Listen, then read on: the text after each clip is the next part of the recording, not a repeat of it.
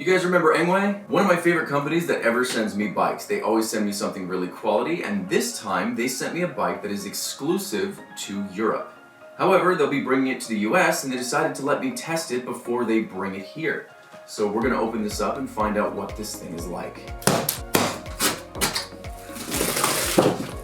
Ta-da!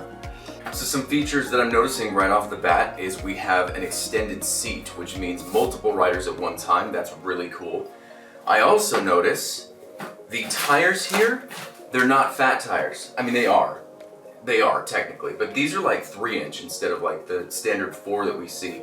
I always love that. There's so much more maneuverability. I'm gonna take the styrofoam off this thing and we'll take a look at it when it's completely naked. So out of the box, we have the bike itself, which it's called a cargo bike. So I think these are gonna come into play. The bike actually comes with a nice kickstand like what you see on a motorcycle as well. I think that is really neat. It's gonna make it really easy to put that front tire on. We have a front fender and then the fork for our handlebars.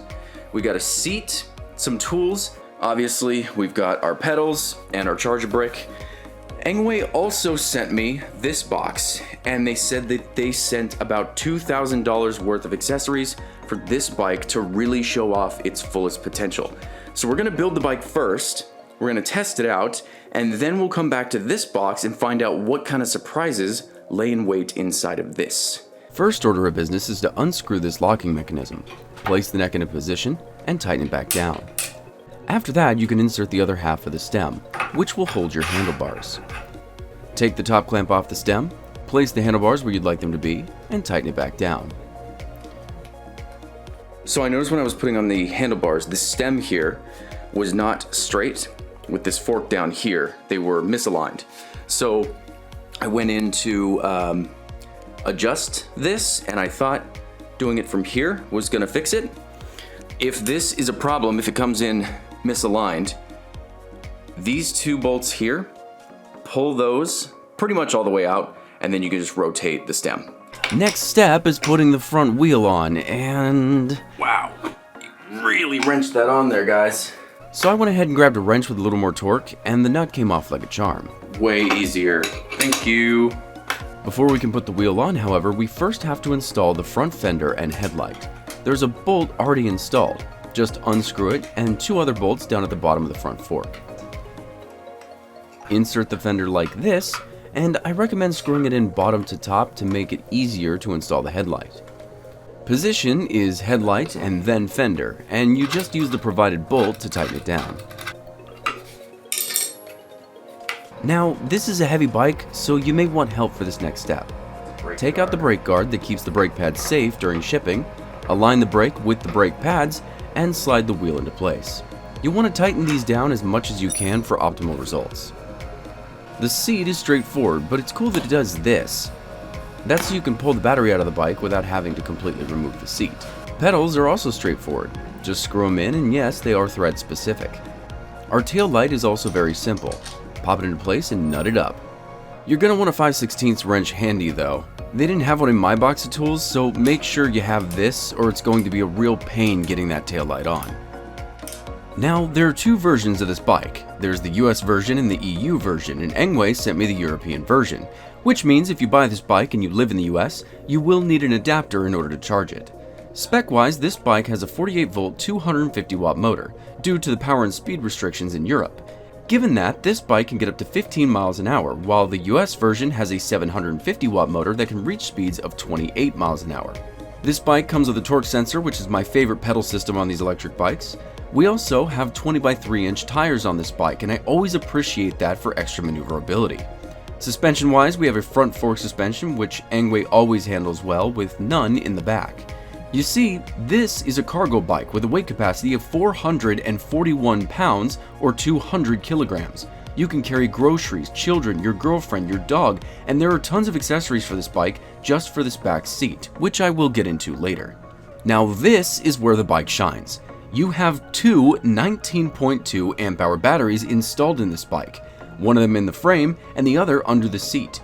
These batteries each take 6 to 8 hours to charge unless you opt into Engwe's fast charger, which will charge each of these batteries in 2 to 3 hours instead. Having 2 batteries is a game changer for these electric bikes. Normally you can get 40 to 60 miles on a single charge, depending on the bike, the rider, terrain, yada yada.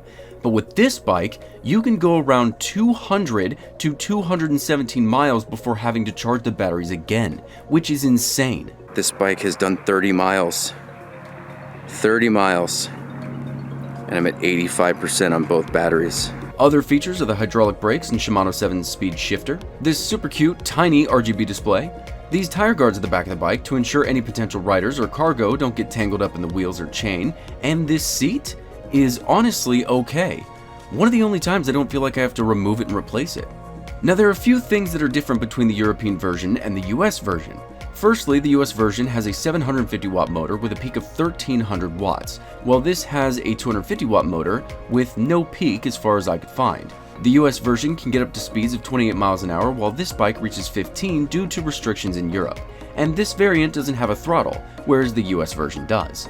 Given that, if it were me, I would opt into the US version. They're practically the same, but you get a little more kick out of the US variant, and it makes sense for how far away everything is from me personally.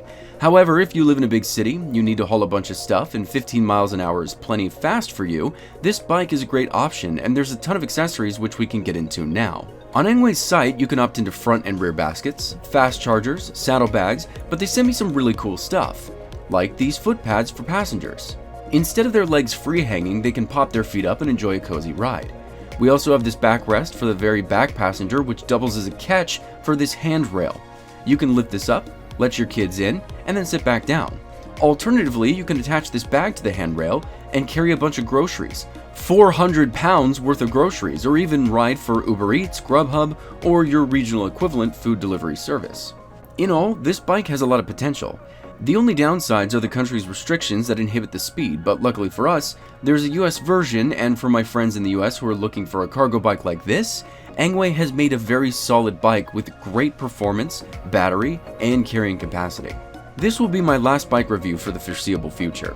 If you're interested in this bike or the US variant, I'll have links in the description.